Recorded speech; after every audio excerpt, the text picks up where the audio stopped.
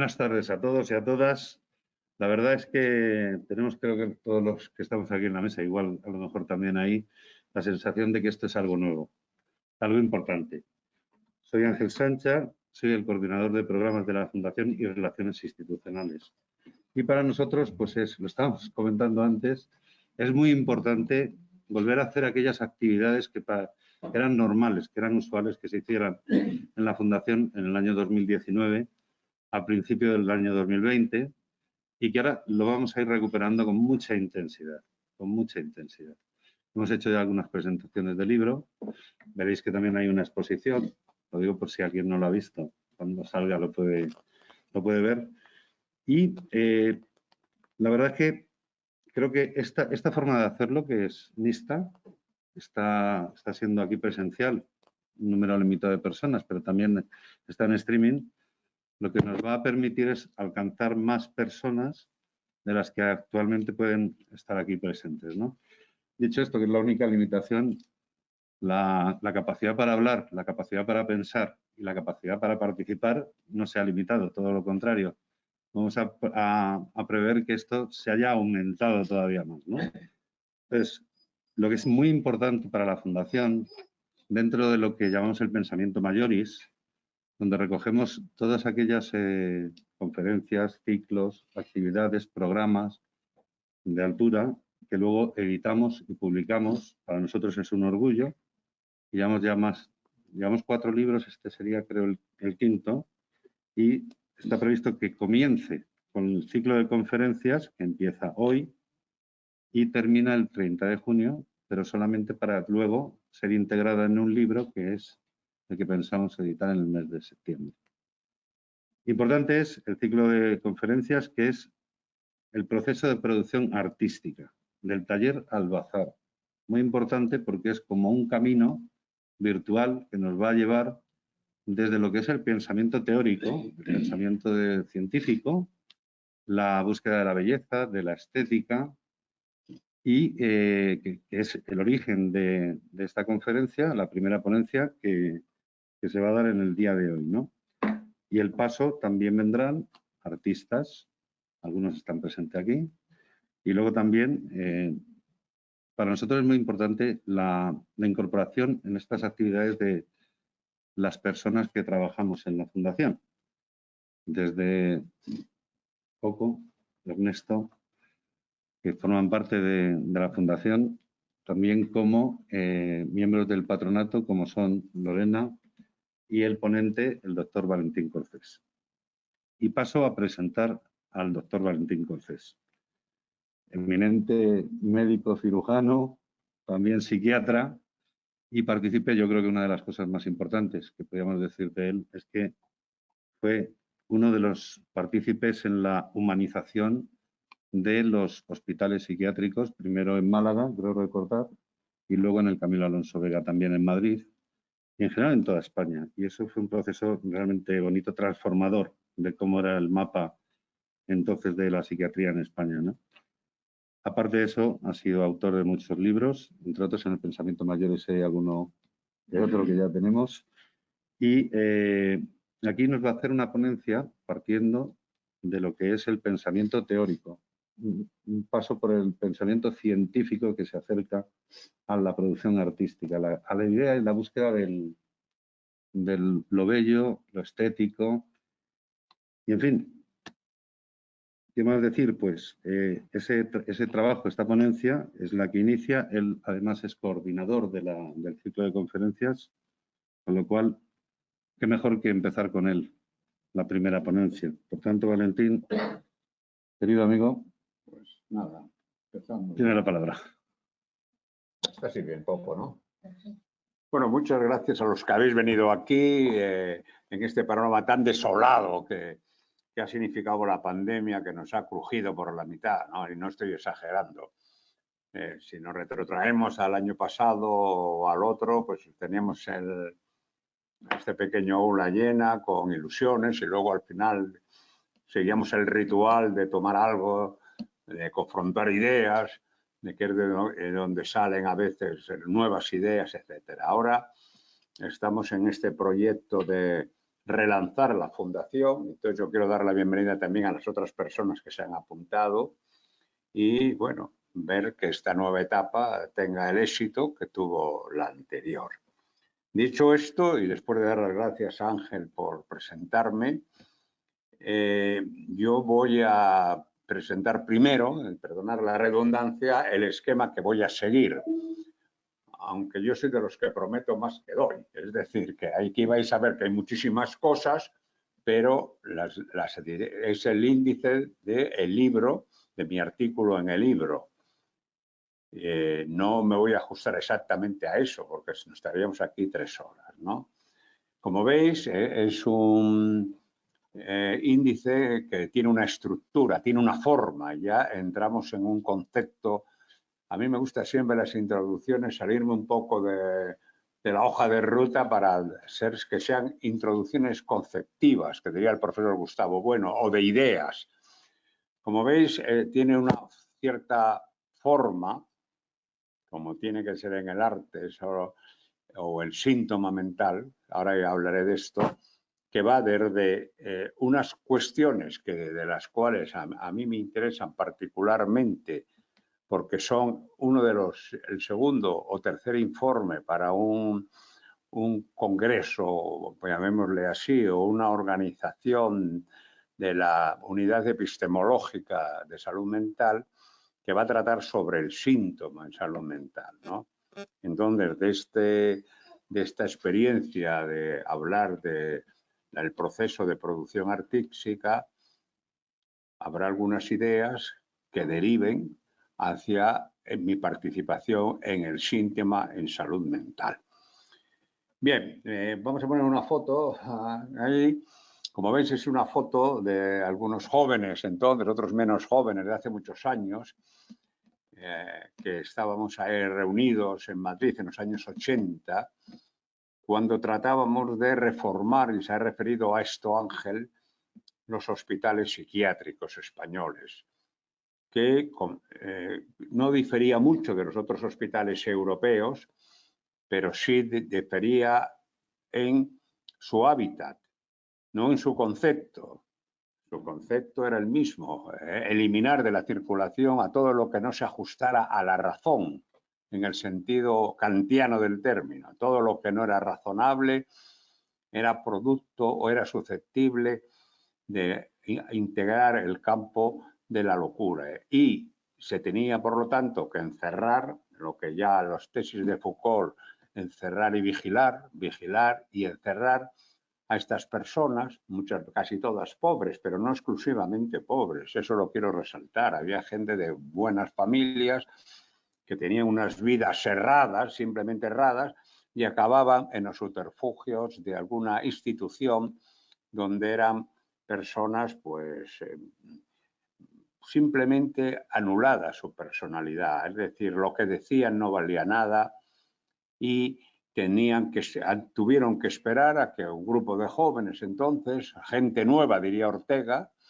que creíamos en la transformación de los hospitales psiquiátricos. Algunos veníamos de las luchas universitarias, luego de años en el extranjero, como mi caso en Inglaterra, y que creíamos que debían transformarse esos hospitales e incluso suprimirse, que es mi posición. O sea, no hay necesidad de que existan los manicomios. Punto y aparte. Esto, que ya hace 40 años, pues ha supuesto que a lo largo de España haya una diversidad de situaciones de la asistencia en salud mental. Sitios como Asturias, donde han desaparecido prácticamente, no hay hospitales, hay otras situaciones, residencias, pisos protegidos, y otros sitios donde todavía persisten mucho más humanizados, eso hay que decirlo, pero es la misma concepto de seclusión. Estas transformaciones, a mí me gusta siempre recordar a los maestros, estas transformaciones siempre se hacían bajo la guía, digamos así, de Franco Basaglia, un psiquiatra italiano ya muerto, que publicó un libro que era nuestra Biblia, que era La institución negada, mediante asambleas, mediante compromisos de los pacientes y la enfermería y los psiquiatras, se iba elevando el nivel de la institución hasta que su relación con el fuera era una relación de simetría. O sea, las mismas normas que se ejercían en la calle eran las que se ejercían en el hospital. De esto podríamos hablar mucho tiempo, pero entonces no entraría en materia de lo que voy a decir. Y a mí, aunque me gusta disgregarme, yo siempre vuelvo a la senda. Bien, junto a estas, traigo estas personas aquí porque nosotros éramos un grupo que, junto a nuestra participación en la transformación psiquiátrica, nos interesó mucho ir a los fundamentos de la psiquiatría. O sea, no se trataba de que la psiquiatría o algunos psiquiatras de esa época fueran carceleros. Es que la propia psiquiatría estaba concebida desde la Ilustración, desde el siglo XIX y parte en principios del XX, bajo un esquema que exigía obligadamente el apartamiento social. Es decir, ¿y cuál era el eje? Lo dije antes, la razón sin razón. Y por lo tanto, a través de las teorías que se fueron construyendo, ese era, por así decirlo, nuestra poética, nuestro fundamento. La psicopatología general de Jasper, que se basaba en 3 pilares filosóficos. Por un lado, Kant, que luego me referiré a él, pero ya otro libro que no estudiábamos entonces, era la crítica de la razón pura, el examen de la razón pura. Husserl, que era un filósofo que reducía al último término el síntoma, lo ponía entre paréntesis de lo contingente, de lo que hay fuera, y quedaba la forma. Este tema de la forma y materia lo voy a repetir mucho porque es un tema que también trabajan los pintores y los críticos, la forma y la materia. Muy antigua filosofía. Pues Husserl reducía el síntoma a la última esencia. Más allá de esto no se puede reducir. Un delirio, más allá de estos elementos constitutivos ya no existe, ¿no? Bien. Y luego el tercero era la teoría de la comprensión y la explicación. O sea, hay síntomas mentales que son comprensibles, o se decía que eran comprensibles, y otros que eran explicables. Un señor o una señora se deprimía porque había muerto un familiar, eso era comprensible. Un señor empezaba a decir que era quien fuera y no se ajustaba a lo real, eso habría que explicarlo. Bueno, con eso simplificando mucho, pero no apartándome de la verdad, eso constituía el eje de un tomo así, que nos lo ponían cuando decidíamos como jóvenes entrar en la psiquiatría y que no tenía nada que ver con lo que estudiábamos en medicina, dicho sea de paso. La primera sorpresa era que esto era diferente. Bien. Nuestro grupo pensaba en España, que es muy numeroso, nos articulábamos a través de la Asociación Española de Neuropsiquiatría, la AEM, fundada en el año 21 por el profesor Lafora, que ahora lleva el título del antiguo Alonso Vega. Le pusimos el título, el nombre al hospital como Lafora, Gonzalo Lafora, Rodríguez Lafora, sustituyendo a Camilo Alonso Vega. Pero el tema fundamental de nuestra aportación era que teníamos que ir a las raíces. Y en ese sentido entronco con 2 temas que van a ser el eje de mi exposición y me voy acercando ya al corazón de lo que voy a exponer hoy. El primero de ellos era el tema de la percepción. O sea, la psiquiatría mantenía que la única forma, cogiendo la crítica de la razón pura de Kant, que los a priori, en fin, no tenéis por qué estar familiarizados con esto, ni quiero recordar los malos años de filosofía o malos tragos, pero Kant basaba su concepción de la relación con la realidad en algunos criterios. Por ejemplo, que la percepción era un acto activo, no era un acto pasivo. Se conocía el mundo como fenómeno, no se conocía la esencia de la realidad, que era la epoyé, sino el mundo fenoménico, y luego se conocía con unos criterios previos, los a priori kantianos, que eran unos conceptos universales que existían para todo el mundo, que lo cual nos permitía que el mundo tuviera una organización y no fuera una masa caótica, indiferenciada. En la charla de hoy, que ya repito, tiene como finalidad preparar un informe para mi participación en la aportación de la teoría del síntoma, voy a atenerme a otra crítica de Kant, concretamente a la crítica del juicio y concretamente a la primera parte, que es la crítica del juicio estético, del arte, de lo bello, de lo sublime. Voy a atenerme a eso porque de eso se pueden extraer muchas similitudes primero en el síntoma, en el acercamiento del psiquiatra al síntoma y sobre todo a que se puede conocer más allá de la razón, de otra forma. El segundo tema, de ese volveré en unos momentos para entrar ya en materia. El segundo aspecto era la ciencia. En los años 80 el problema de la cientificidad era enorme, hoy es bestial.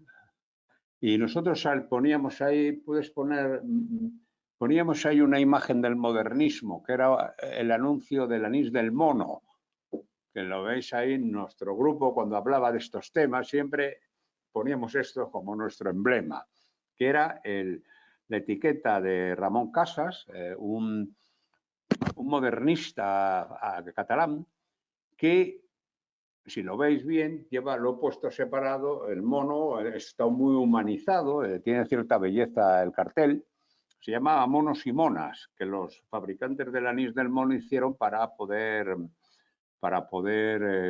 hacer una cartelística que sirviera luego de propaganda y de etiquetado a la botella. Y veis que dice, es el mejor, lo dice la ciencia, y entonces entra la ciencia, como dicen los lingüistas, con un síter, aparece la ciencia en primer plano y dice, no miento, yo no miento, la ciencia es la verdad. Eso que en esos años era tremendo, todo el mundo quería ser científico, ahora es tremendísimo. Es decir, ahora hay ciencias todo el mundo, hay ciencias de todo, de la restauración del restaurante, de la cocina, de cualquier cosa. Yo no niego que haya un grado de cientificidad y ahora diré a qué me atengo.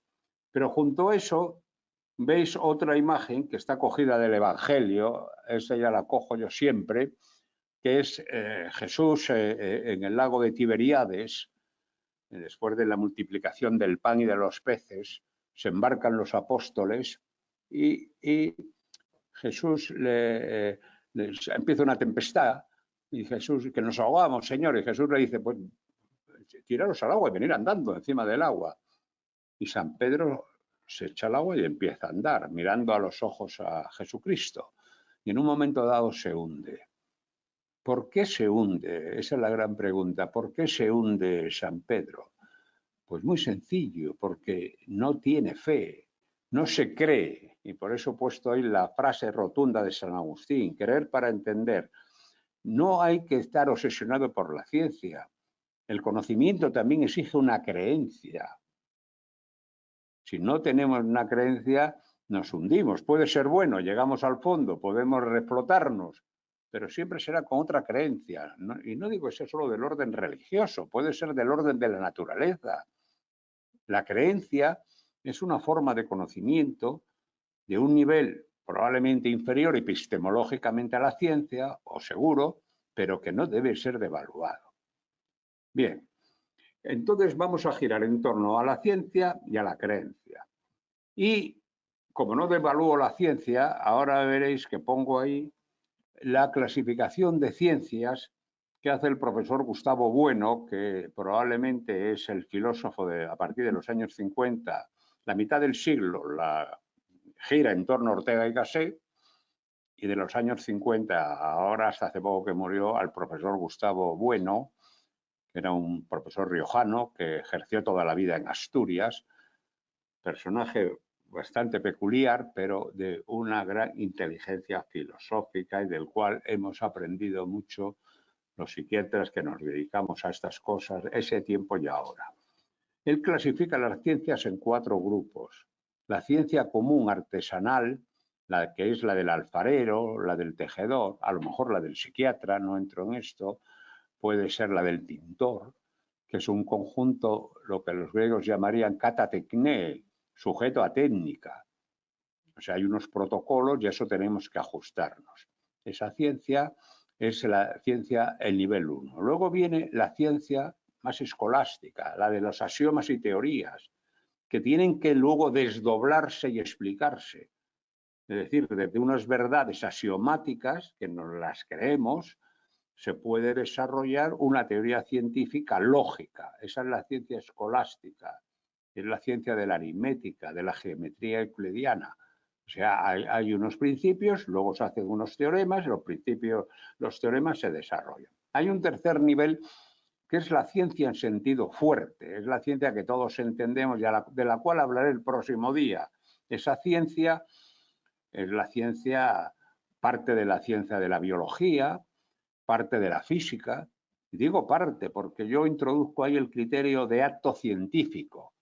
O sea, igual que una ciencia, un esquema referencial de ciencia puede contemplar una ciencia en el sentido primero. O sea, ser simplemente un protocolo del científico. Esto lo veremos el próximo día.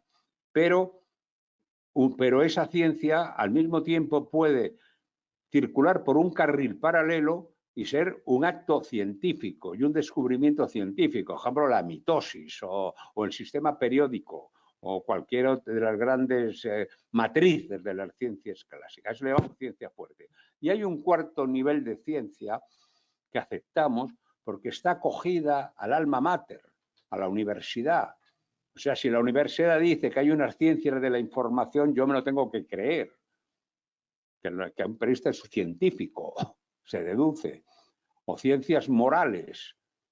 Todo lo que las facultades de la universidad decimonónica amparan, por eso se llama el alma mater, amparan a disciplinas que sería, para mí, es el tipo de nominación más correcto, la que cogía Heidegger, las disciplinas teóricas, que son estructuras de conocimiento. Pero bueno, como estamos hablando de la ciencia y del mono, no le va a decir el mono, lo ha dicho esta disciplina, le arruinaríamos el cartel a Ramón Casas. Decimos la ciencia y tomamos por buena lo de Ramón.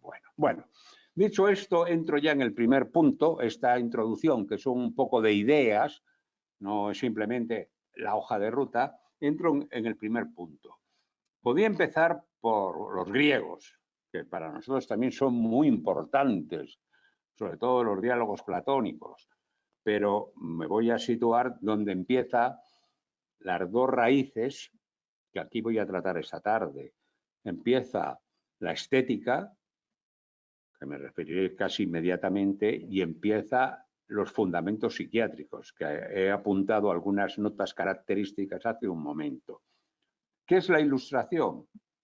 Pues no, hombre, no voy a dar aquí ahora una teoría de la ilustración que nos llevaría 2 días, pero voy a sacar algunas notas porque me interesa mucho para luego, sobre todo cuando hablemos por el síntoma y cuando al final, si tenemos tiempo, hablemos un poco del arte desnaturalizado, lo que decía Ortega, ¿no? El arte de deshumanización del arte. Digamos que la ilustración o la enciclopedia en el ámbito francés es ante todo un humanismo. El hombre vuelve a estar en el centro de la naturaleza, de la vida, como estuvo en el Renacimiento, nada más que el Renacimiento, yo lo he escrito varias veces esto, el Renacimiento es un renacimiento católico primero y luego con Lutero cristiano. Lutero fue un epígono del Renacimiento, ¿no? Pero ya cristiano, no católico, con otros dogmas no exactamente coincidentes. Lo primero es un humanismo. Lo segundo tiene una característica de universalidad. Es decir, es una mentalidad que quiere ser universal. Tercero, que quiere ser científica, quiere apoyarse en criterios que valgan para todos los hombres.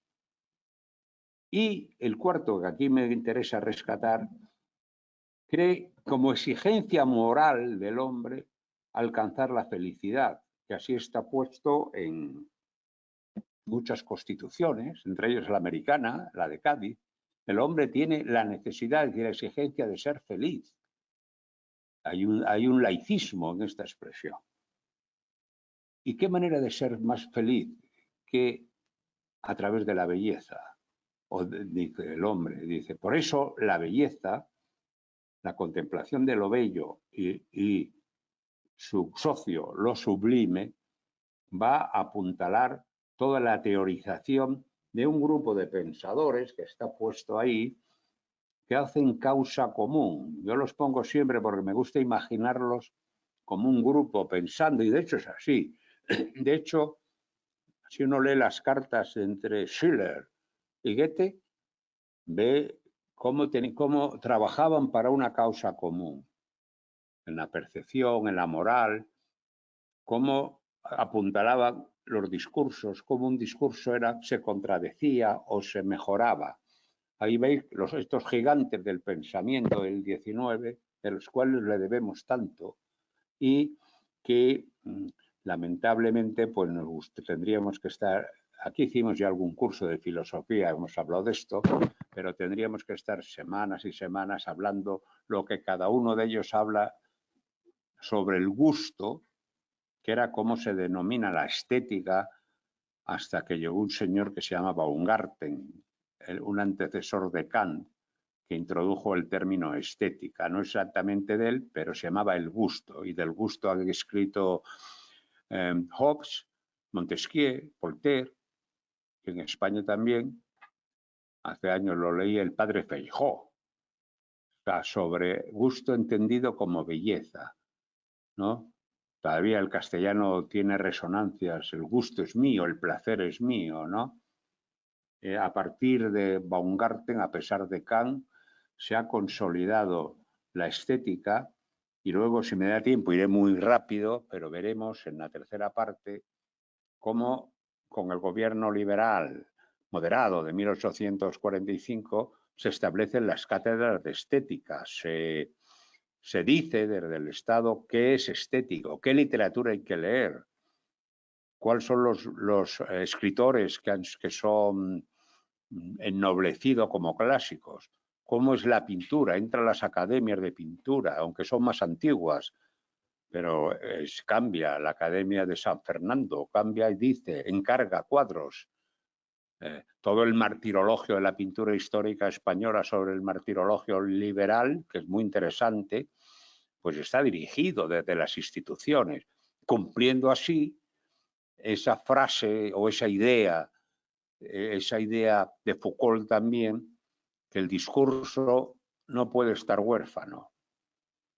Enseguida la institución le reclama, le dice, ven aquí, métete en nuestro seno y tendrás resonancia, tendrás altavocía.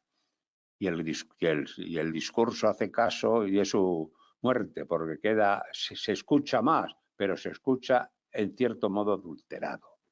¿Vale? Entonces, vamos a ver la estética, la primera parte, el primer punto, bajo dos formas. La estética como noseología, como conocimiento, y luego un segundo punto, la estética como episteme, como teorías, concretamente en dos, esta última en dos epistemes, una muy primitiva, que es la de Schiller, un gigante del conocimiento y de la moral y de la historia y de la política, para mí, y para mucha gente. De Schiller ha escrito casi todo el mundo que merece la pena, ha tenido que ir a este hombre que murió muy joven. Y la segunda, de Dalí, el surrealismo, para llevar un poco el agua a mi molino.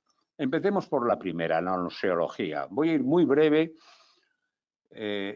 4 autores vamos a exponer. El primero es Edmund Burke.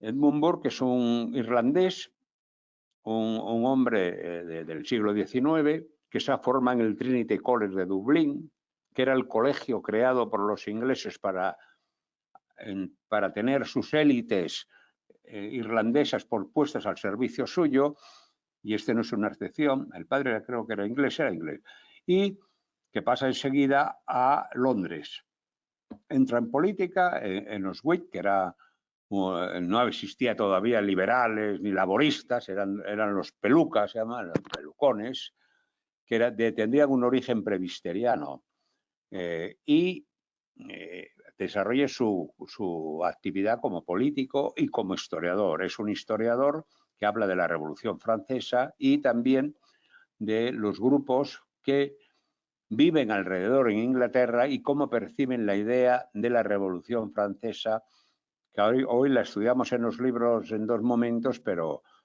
fue muy importante. Kant, por ejemplo, que era un hombre muy conservador, vivió con cierto placer la revolución, la eliminación sanitaria. Robespierre era un latinista.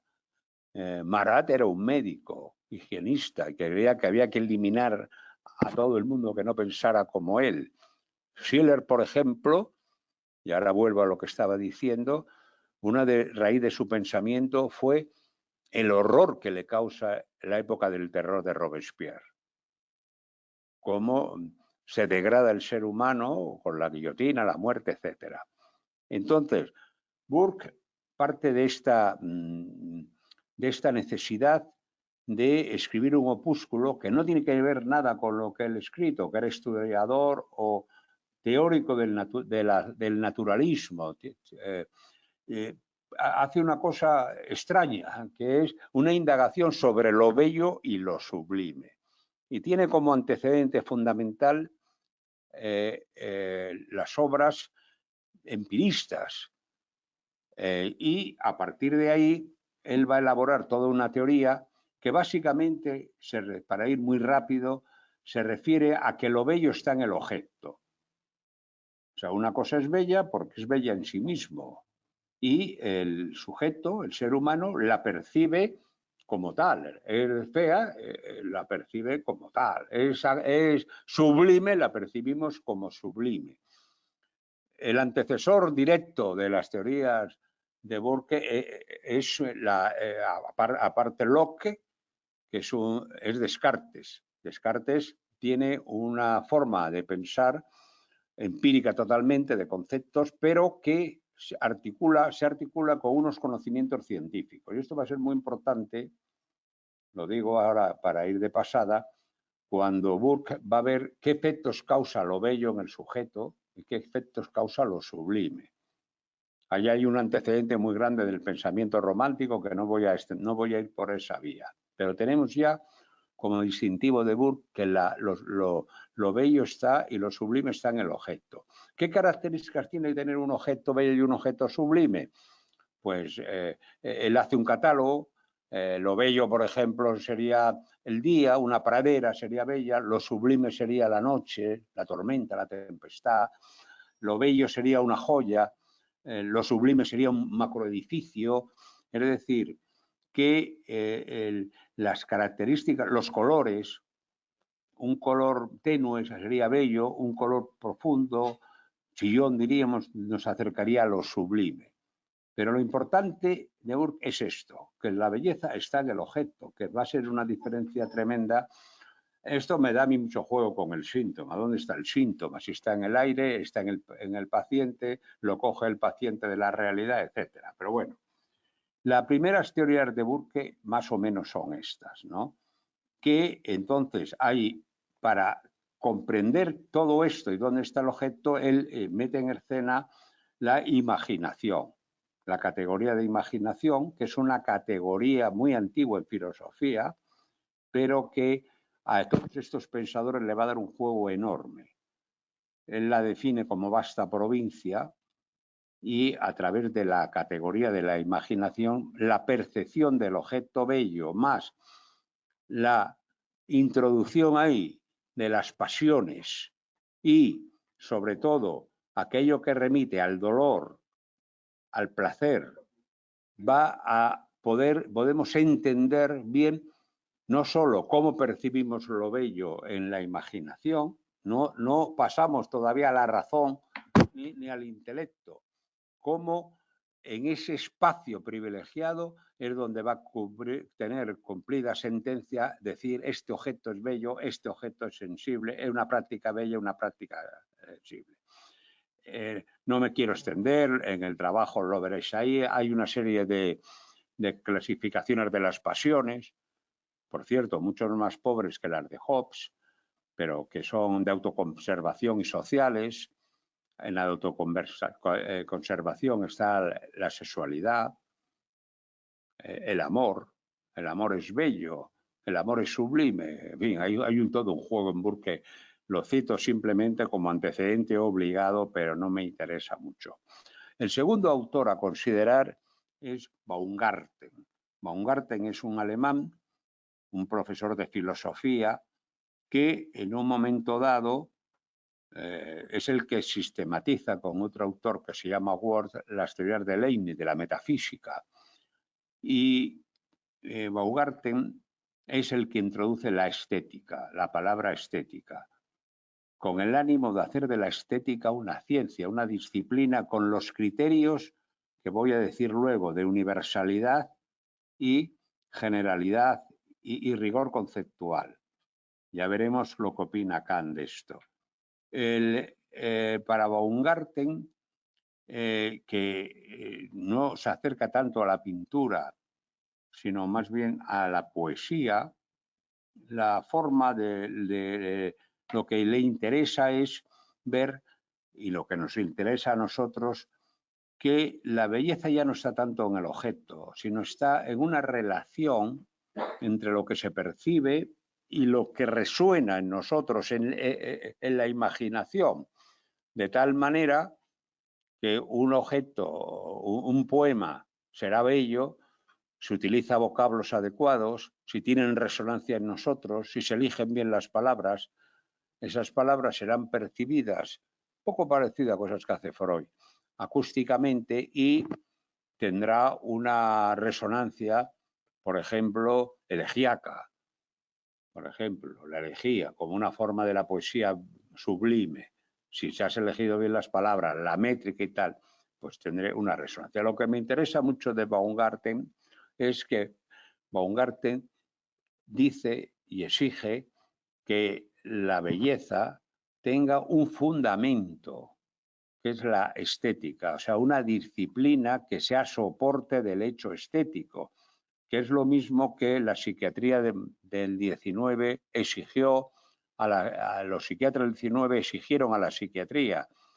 Tiene que haber un fundamento, que es la psicopatología, donde se dice que es normal, que no es normal, pues la estética preconizada por Baumgarten es, se decidimos qué es bello y qué no es bello. Y ahí el papel de las academias, vendrá aquí a exponer el Gomis, Juan José Gómez, que es un experto en Goya, y dirá, por ejemplo, cómo la academia sospechaba de la maestría de Goya.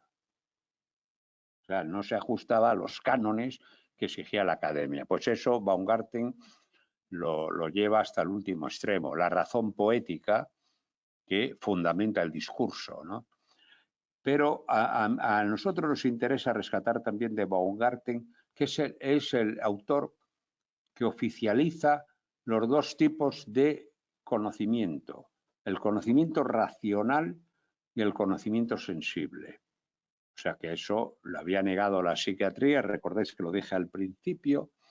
El conocimiento sensible le da una categoría sin que pase a ser regido por la razón, sino por los sentimientos. Uno puede conocer la realidad y por lo tanto introduce, lo vamos a ver luego en Kant ahora mismo a continuación, introduce un amplio campo de acercarnos a lo bello y lo sublime.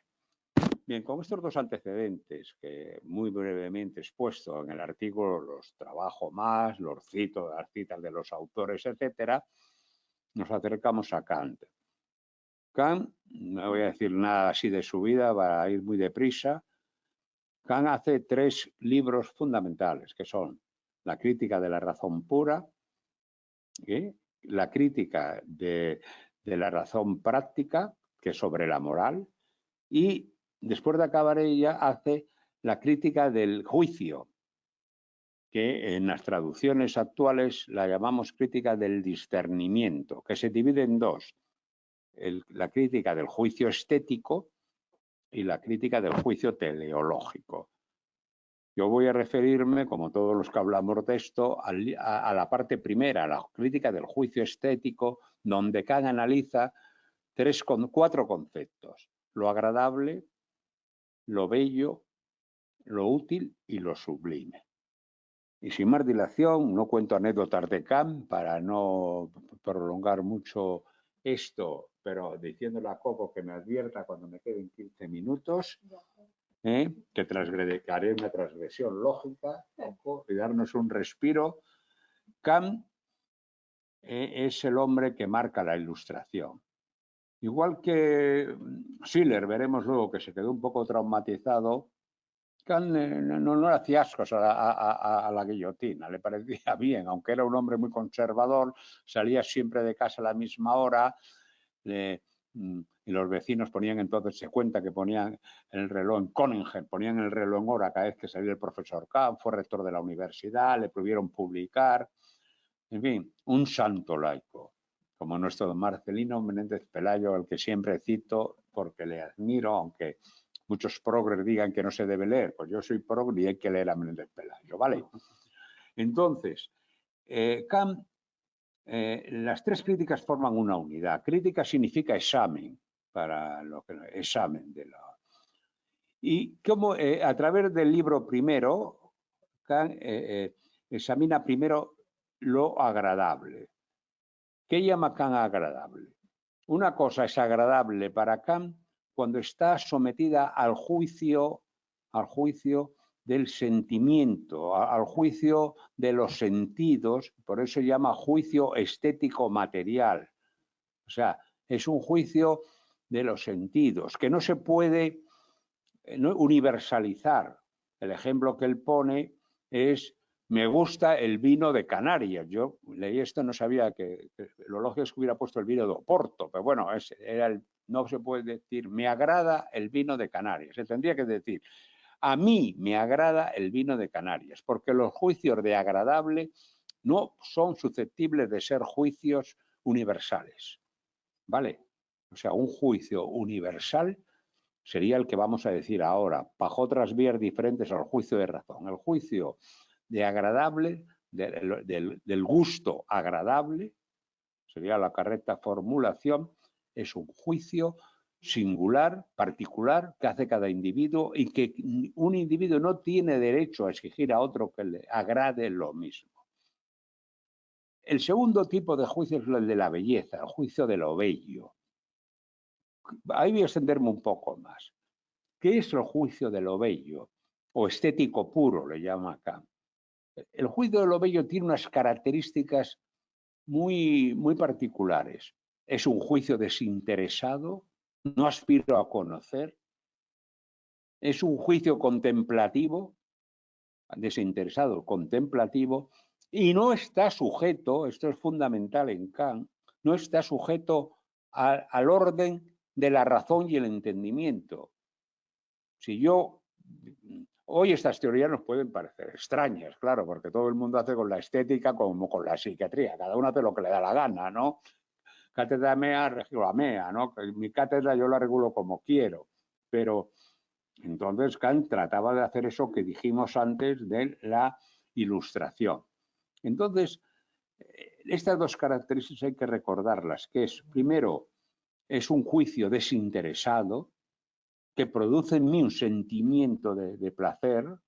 Yo veo una rosa, un cuadro, produce en mí un sentimiento de placer, es contemplativo, no pretendo conocer el objeto. Si pretendo conocer el objeto, tengo que pasarlo a la legislación del concepto, que ya sería la razón y el entendimiento y la razón. O sea, si yo quiero conocer una rosa, pongamos el ejemplo de Kant, puedo decir esta rosa es bella, siento que es bella, ¿no? Pero si quiero conocer la rosa, soy un botánico, esto no me vale porque no conozco la rosa, es lo que la rosa produce en mí. Es decir, es un juicio sentimental, del sentimiento, de placer o de pena. Esto a mí me es feo.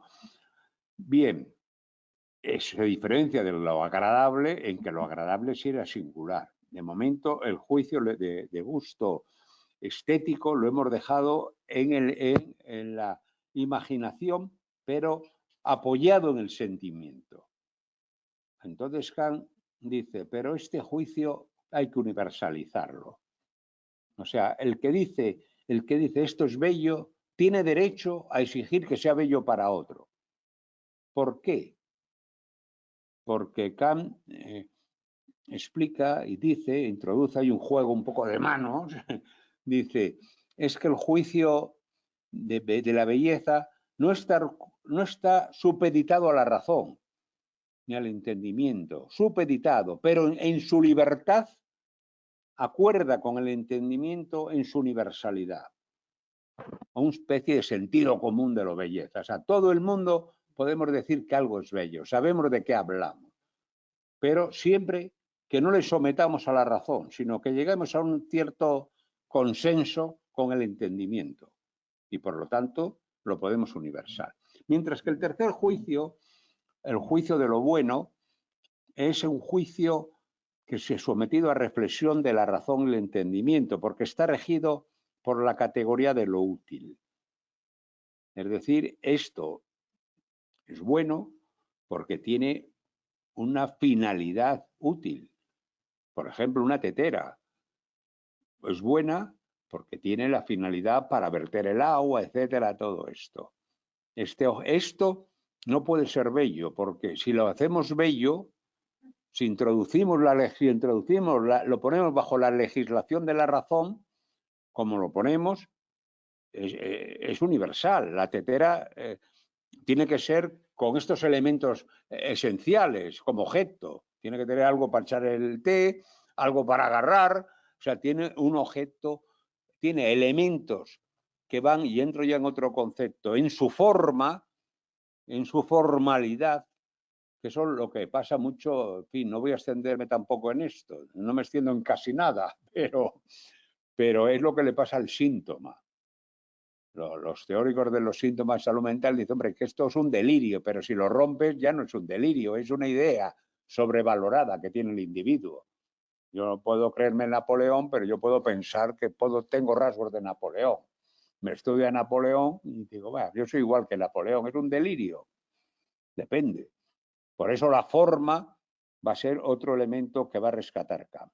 O sea, que tenemos los tres juicios, el útil, lo útil, que ese sí puede ser universal porque está sometido a la razón, lo agradable, que nunca puede ser universal porque es singular, está sometido a tu particularidad, y lo bello, que está entre medias, que tiene que ver no está tanto en el objeto, la belleza, está en una mezcla entre lo que yo percibo con lo sometiéndolo al entendimiento, y por lo cual puedo aspirar a una cierta universalidad rara.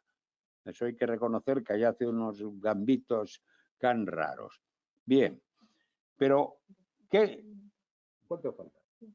15 minutos, bueno. Pues nos da tiempo a ir a Schiller y ahí lo dejamos. Pero ¿qué elementos coge Kant de esta idea importantes?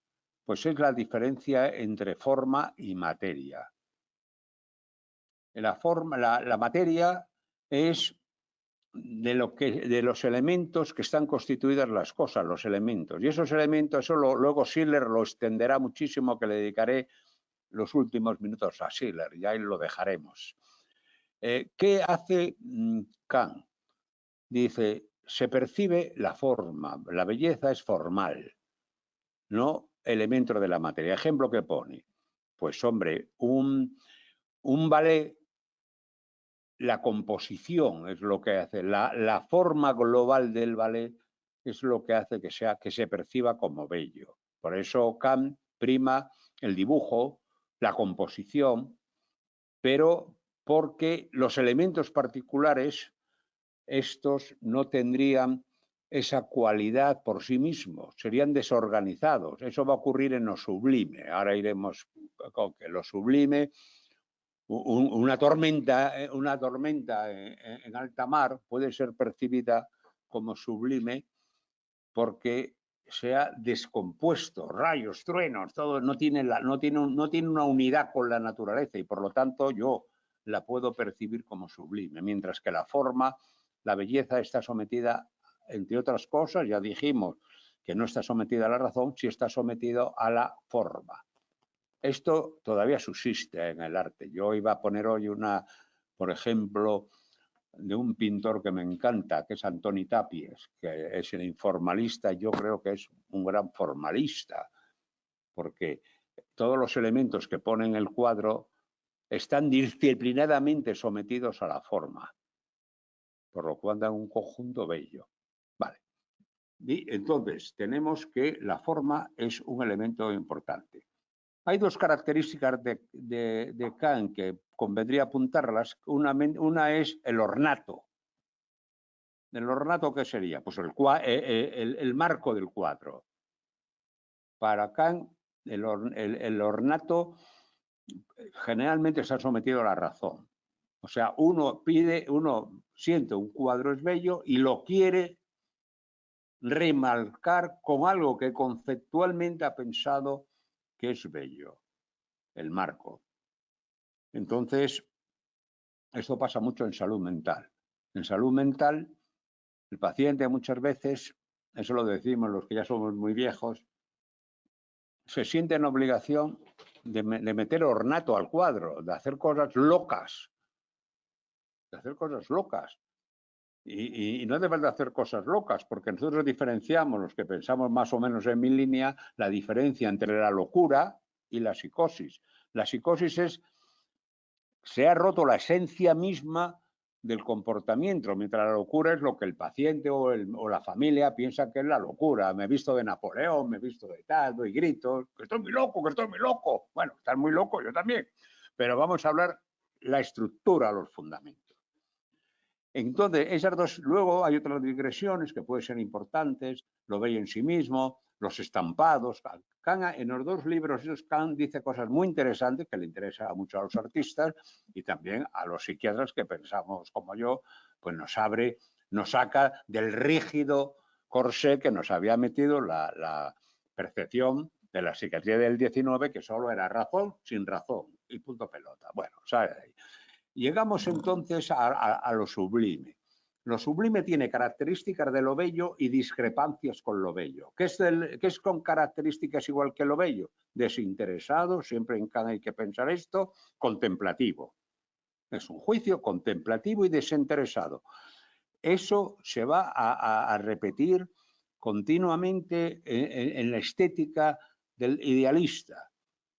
Si tú metes en medio la razón o el interés, si tú metes un interés en la contemplación del objeto, perturbas de alguna manera, corrompes el objeto bello. No puedes hablar ya de bello. Esto trae problemas teóricos importantes, pero muy importantes, ¿no? Y la similitud con lo bello es que está sometido a contemplación y desinterés. O sea, tú ves una tormenta, no puedes... la puedes ver como un científico, pero es que entonces no es bella, es una tormenta, un campesino, que eso pasa mucho cuando uno está en el campo, el campesino te ve subir por unos riscos, tú estás diciendo qué belleza de paisaje, el tío, pues esto tiene un vicio, él lo ve desde otro lado, ¿no? Bueno, entonces, no está sometido a la lógica del conocimiento, sino a la contemplación desinteresada. ¿Pero en qué se diferencia?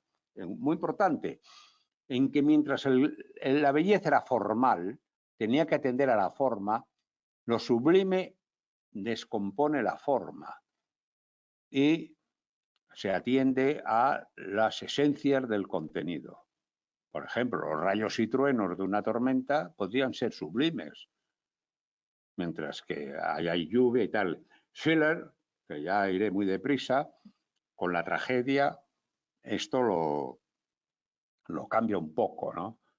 Porque para Schiller la forma es muy importante para que sea sublime. Por ejemplo, el ejemplo que pone Schiller de la tragedia. En la tragedia hay danza, hay disertación, hay coro, ¿Cuál es la función del coro en la tragedia? En un texto de Schiller. Dice, primero, poner una barrera para el espectador y segundo, dar la forma, la uniformidad al espectáculo. Por eso es fundamental la forma en la belleza para Schiller, la forma en la belleza. Esa diferencia entre forma y materia, elementos de la materia, descomposición en la materia, es fundamental en Kant. Y por último, un concepto que está en Kant muy iniciado y que Schiller va a retomar y hace lo que Schiller será no exactamente un discípulo de Kant, irá más allá que Kant, es que para entender lo sublime, para que lo sublime sea percibido como tal, el sujeto tiene que tener una educación moral. O sea, si tú puedes sentir lo sublime, si estás educado en la moralidad, si eres un hombre moral, educado, que te haga ver una tempestad no simplemente como un acto meteorológico, como fueras un cuadro sublime, si puedes tener resonancias, puede causar resonancias en ti como objeto sublime. Bien, pasamos ahora a las estéticas muy brevemente.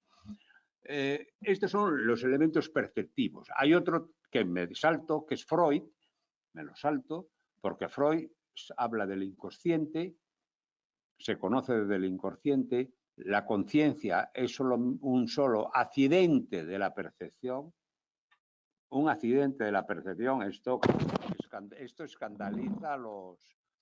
escandaliza a cualquier filósofo de la conciencia, que se diga que la conciencia es solo un accidente. Es donde antes se percibió, se puede reprimir, vuelve a la conciencia, pero el juego se hace en el yo y el yo tiene unas partes inconscientes notables, que es donde se hace el juego perceptivo. O sea, yo puedo percibir inconscientemente o puedo pasar de la conciencia al inconsciente y el inconsciente dirigir mi conducta. Me lo salto un poco para no entrar en mucha extensión luego en Dalí. Voy a Schiller. Schiller es poeta, dramaturgo, filósofo y, sobre todo, teórico de la estética. Hay 3 libros fundamentales de Schiller: Las cartas a Calia, Cartas para la educación estética del hombre y el principio del coro en la tragedia, que es una introducción a una obra dramática que se llama Los novios de Messina, de Schiller. Schiller parte de Kant, no cabe ninguna duda, pero la primero que su posición ante el hecho de la Revolución Francesa y de la Ilustración es radicalmente diferente. Schiller es un desengañado de la Revolución. El terror le impactó mucho estéticamente, la muerte sistemática, la época de Robespierre. Y Schiller parte de lo que se llamaría unos Spaltung, unos desgarramientos. El mundo está desgarrado entre la naturaleza y el hombre. El ser humano está desgarrado entre la conciencia y la sensibilidad de la Schiller. Uno puede hacer grandes conceptos abstractos y tener el corazón frío. Es decir, estas separaciones, estas excisiones, estos desgarramientos marcan el pensamiento de Schiller, que va orientado a ser un pensamiento moral. Cómo volver al hombre a que el hombre recobre la gracia y la dignidad. Es decir, cómo puede el hombre unificarse frente a la naturaleza, cómo el hombre puede unificarse dentro de sí, puede ser un hombre sensible, un hombre estético y un hombre razonable, y cuál es la posición universal de estas teorías y cómo estas teorías exigen una educación moral que tiene que suministrarse al ciudadano. Y de ahí, de Schiller, se van a coger a la muerte de Schiller. Bueno, Schiller me parece que muere en 1805. A lo largo del 19, los planes educativos que introducen las asignaturas de literatura, estética, se llamaban estética, o las bellas artes, y que luego se van separando como formas educativas de el hombre para hacer un hombre moral, un hombre que pueda entender la belleza y lo sublime, porque entendía Schiller, no era del todo loco, hemos visto después que no ha sido del todo cierto, que se puede ser estéticamente muy correcto, pero ser una depravación moral, ¿no? Vale. ¿Cuáles son los conceptos fundamentales de Schiller? Materia-forma tiene que ajustarse la belleza a la materia, a la forma.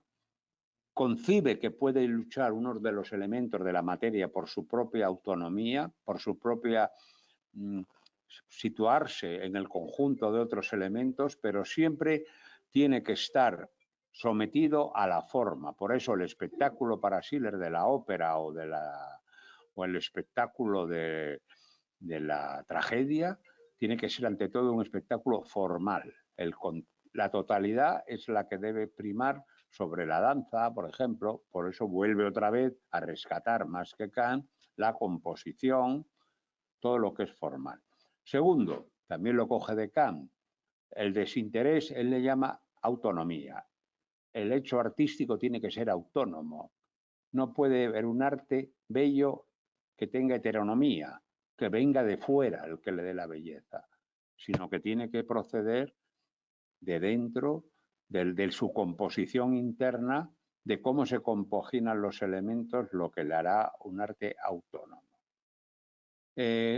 Hay otras formas del pensamiento de Schiller, ya he dicho algunas, la de la excisión, etcétera, pero lo que va a ser importante en Schiller es que estas teorías las va a colocar en la historia y en lo social. Es decir, la belleza y lo sublime le va a permitir al hombre desde su posición, su proyecto social, elevarse hacia la dignidad. Tiene mucha importancia para Schiller, por ejemplo, estoy simplificando brutalmente, para Schiller tiene mucha importancia, por ejemplo, en lo sublime. ¿Qué significa? Lo sublime es un apartamiento un poco de la naturaleza necesario para salir de lo bello, porque Schiller mantiene que uno puede quedarse atrapado en lo bello y que necesita salir mediante lo sublime de lo bello, que el hombre mediante lo sublime se separa de la naturaleza. Los hechos sublimes son un poco en contra de la naturaleza, es lo que redime al hombre frente a la naturaleza. Por ejemplo, él toca cosas muy interesantes sobre la desgracia humana, la enfermedad. Un hombre moralmente educado se enfrenta a la desgracia, bien sea la natural, con una cierta forma sublime. De ahí toda la teoría del héroe, del fracaso, etcétera, el héroe como fracasado, ¿no? Entiende, se le da un carácter, un contenido sublime a la desgracia. Y en ese sentido, mientras la belleza transcurre paralela y concorde a la naturaleza, no así lo sublime, que en cierta modo significa violentar un poco la naturaleza. Paso por alto a Dalí, que es muy interesante. De Dalí solo hay que retomar la paranoia crítica. Dalí estuvo muy interesado en Freud. Ahí tengo puedes poner el Ángelo de Millet. Dalí yo creo que es mejor pensador que pintor. Tapies tiene un artículo muy interesante, Los pintores escritores. Y Dalí es más teórico, un teórico sumamente importante, como concibe la paranoia como una unidad de elementos. O sea, no es una idea, sino hay varios elementos que juntos tienen una forma y que emerge como tal, y que la tarea del crítico, del artista, del propio artista, es darle significado. Y ese significado es Ese es el significado que tendrá en la realidad. El ejemplo que pone él es el líquido revelador. O sea, yo, como pintor, mi misión es en un acto secundario, como igual que se revela una fotografía, decir qué significa esto, ¿no? Salto todo a Dalí, salto todo porque me extendería mucho del esplendor de las estéticas del 18 en Wickelmann, que es el neoclasicismo, y me voy a acabar simplemente cómo se cambia, cómo evoluciona la estética. En los libros de literatura se nos ha enseñado que los géneros literarios son la transformación de un género en el otro, lo que es transformador. Yo creo que esa idea es totalmente errónea. No solo lo creyó. Y acabo con esto con un pequeño homenaje a la condesa de Pardo Bazán, que escribió un artículo, ella sabéis que se ascribió al naturalismo, a un naturalismo un poco raro, porque era muy católica y un poco raro, pero bueno, era naturalista como Zola o Eca de Quirós, pero claro, nunca escribiría la condesa de Pardo Bazán un libro como El crimen del padre Amaro, que eso sí que es brutal. Pero bueno, era una mujer súper inteligente, súper avanzada, su vida hizo de su capa un sayo, que es lo bueno, y decía una cosa, escribió un opúsculo que se llama La cuestión palpitante, cuando la atacaban de una forma un tanto vergonzosa algunos compañeros de escritura, como don Juan Valera, que no era muy trigo limpio, que decía que no le podían dar, que la razón que había que darle a doña Emilia para no darle un sillón en la academia es que las sillas eran muy estrechas. Y que ella, como de unas caderas amplias, pues que no, que era muy buena escritora, pero que no había sillas en la academia. Era un poco viperino, don Juan Valera. Entonces, en la cuestión palpitante, ella dice que los géneros surgen unos de otros, que no hay nada de ruptura. Y en ese cierto es verdad. Lo que rompe de verdad los géneros, y ya con esto termino de verdad, es las vanguardias, en todos los campos. Por eso puse la foto del principio, con toda conciencia, que las vanguardias son las que erosionan el espinazo central de cualquier situación, de la ciencia, de la teoría, de la estética, de la psiquiatría. ¿Qué vanguardias creo yo que han erosionado la estética en el 19? Pues el simbolistas franceses, concretamente Baudelaire. ¿Por qué creo que Baudelaire lo ha hecho? Porque Baudelaire introduce la estética del mal. Baudelaire piensa que hay que hablar del mal, la belleza del mal, pero no el mal. No, la gente que lea Baudelaire, no digamos ya al conde Lutremont, a los cantos de Maldoror, o a Rimbaud, o a Sade, como que ellos son satánicos y que van a encontrar cultos. No, ellos parten de la idea, y yo la confirmo, y los freudianos la confirmamos, que el mito del ángel caído es una forma de defender la belleza de la impureza. Que por qué unos ángeles, Rafael y Miguel, van a ser los ángeles anunciadores y el resto los ángeles demoníacos. Démosle la palabra al ángel demoníaco para que hable de la belleza o del lo opuesto a la belleza, la parte oscura de la realidad, que es lo que hace Baudelaire. Baudelaire, si leéis, que yo lo recomiendo, se lee muy fácil y es interesante, el Spleen de París. Es decir, Baudelaire, el París está cambiando, Baudelaire hace un garbeo por París y se da cuenta de cosas tremendas, con una sutileza ahí. Los juguetes, el niño rico que tiene un caballito y tal, detrás de la valla de un castillo jugando, y el otro niño que le enseña orgulloso su juguete, que es una rata. Una escena, una estampa que a mí me impresionó, que es dos amantes que han pasado la tarde y habla de la belleza, se han mirado a los ojos, tal, y están en pleno idilio y le dice la chica, a la mujer al hombre, hay un mendigo enfrente, y dice, quita ese mendigo de ahí que me estropea el paisaje. Tremendo, ¿no? tremendo. Baudelaire y los simbolistas franceses teorizan a partir del mal. Y eso, Hannah Arendt está muy bien en todo esto, yo soy lector de Hannah Arendt. Ahora, ¿qué es el mal? La destrucción. Vivir en la belleza pura es una ilusión absurda, no es posible. Por eso las estéticas han desaparecido como tales, se han desintegrado. Hoy cada pintor, lo veremos cuando hablen los pintores, pinta, esculpe, de acuerdo a como le da la gana, igual que cada psiquiatra. Ahora, tendrás que explicar por cómo lo haces así. Yo no tengo tiempo para explicar ahí, por ejemplo, lo que yo le recomendaría a Antonio López. Antonio López tiene una estética para mí disociada, ¿no? Por un lado, la Gran Vía, naturaleza muerta. Por otro lado, está el hombre desnudo patético ahí ante la soledad. Y por otro lado, la luz del membrillo. Esto no es lo que yo digo. Porque te debías haber metido, Antonio, ahí en el cuadro, debías haber metido lo que decía don Damaso, cuando dice en Madrid está ahí el poema de Damas Alonso, existencial tremendo, que es la existencia desgarrada del hombre, pues ponla en la Gran Vía y no hagas una naturaleza muerta, ¿no?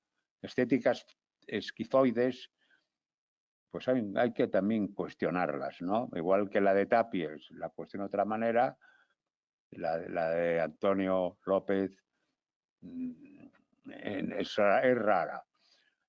Vuelvo a Baudelaire y a los simbolistas que introducen el mal. Es que ese mal se inscribe en lo que Freud, cuando Freud introduce el instinto de muerte. O sea, cuando Freud Freud introdujo la sexualidad en la primera parte de la histeria y tal, y bueno, alguna gente se escandalizó. El pansensualismo, la crítica a Freud, todo lo ve sexual, todo tal. Cuando en el año 23, por ahí, en el año 20, va introduciendo como otra de las pulsiones el mal. El hombre lleva el mal, lleva la peste dentro, como ese personaje de Camus, ¿no? Que se queda al final en la ciudad y dice, la peste la llevamos dentro, el mal lo lleva el hombre dentro, que se puede volver contra él, ¿no? Toda la psicosomática de psicoanalista se basa en que tú vuelves la hostilidad hacia ti mismo, ¿no? Pero matriz donde va a caer el simbolismo de los discursos de Baudelaire o de Lautréamont, que son tremendos. Si habéis leído a Lautréamont, el canto primero de Maldoror, cuando sale a la escena, es terrible, ¿no? Piensa que desgarra a un niño, que le chupa la sangre, en fin, no lo voy a recitar aquí. Pero nos da idea de que el hombre hay el mal. Hay eros y hay tanatos, hay la belleza y otra cosa. Esto lo vio muy bien, y ya termino, cuando el Pío XII reúne a los analistas. Pío XII Pacelli era un hombre, aparte de culto, súper inteligente, pero súper inteligente. Les dice, miren ustedes, eso de la sexualidad es una tontería. Cualquier cura de pueblo ha escuchado historias más tremebundas sexuales que cualquier psicoanalista o cualquier psiquiatra, por supuesto. Que también lo decía el padre Sarmiento, tenía un catecismo para confesar a aldeanas gallegas sobre cómo interrogarlas, qué hacen con el marido, todo esto, dice. Ahora, lo que no se puede aceptar es que el hombre no esté constituido a imagen y semejanza de Dios. El hombre es un ser bueno que ha cometido un pecado, se le expulsó del paraíso, pero hay que restituirlo al reino de la gracia. Y esa es la estética del XIX, un reino de la gracia, pero que sin embargo, y esta es la tarea que nos incumbe, también la decía Gadamer, dirigiéndose a los pintores, cuando las estéticas están ya disgregadas, cuando están separadas, por no decir degradadas, reconstruir una estética del futuro, como reconstruir una psicopatología, solo puede hacerse tendiendo un puente con la tradición. No se puede hacer lo que ha hecho la psiquiatría americana, que es penoso, decir que la psiquiatría es ateórica. No. Hay que empaparse los textos de los maestros y ver qué se puede salvar de tanta ruina, como diría Walter Benjamin. Si el ángel de la historia puede elevar el vuelo y podemos rescatar de todo esto algo útil para una estética, una poética, una psicopatología, una ciencia fundamentada en valores concordes con el siglo XXI y nada más.